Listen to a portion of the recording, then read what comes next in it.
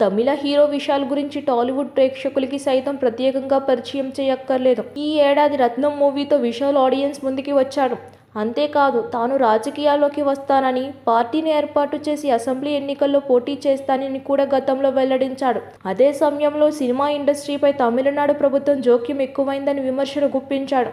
తమిళనాడు మంత్రి, నటుడు ఉదయనిధి స్టాలిన్ ఆయన బ్యానర్ రెడ్ జాయింట్పై తీవ్రంగా విమర్శలు చేశాడు. తాను నటించిన రత్నం సినిమా విడుదలని అడ్డుకున్నారని, ఆ అధికారం ఎవరిచ్చారో చెప్పాలని ఆయన ప్రశ్నించారు.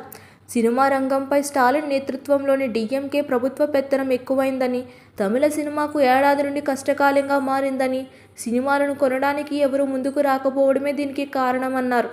అయితే ఇప్పుడు ఈ ఎఫెక్ట్ విశాల్ మీద పడినట్టు తెలుస్తుంది.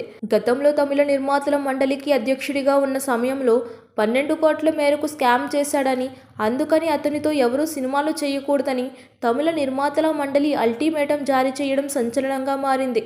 అయితే దీనికి విశాల్ అంతే స్థాయిలో స్పందించాడు. మండలిలో ఉన్నప్పుడు సభ్యులు, వాళ్ళ కుటుంబ సభ్యులు వైద్య, విద్య తదితర అవసరాల కోసం ఖర్చు పెట్టిన సంగతి తెలియదా అంటూ ప్రశ్నించాడు. ఇండస్ట్రీలో చాలా సమస్యలు ఉన్నాయని, వాటి వైపు పరిష్కారం చూపెడితే బాగుంటుందని, విశాల్ సినిమాలు చేస్తూనే ఉంటాడని, కావాలంటే ఆపడానికి ట్రై చేయొచ్చని సవాల్ విసిరాడు.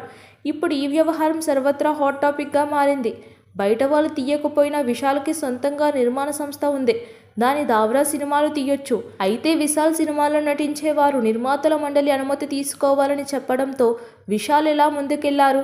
ఈ వివాదం ఇంకెన్ని మలుపులు తిరుగుతుంది అనేది ఆసక్తికరంగా మారింది.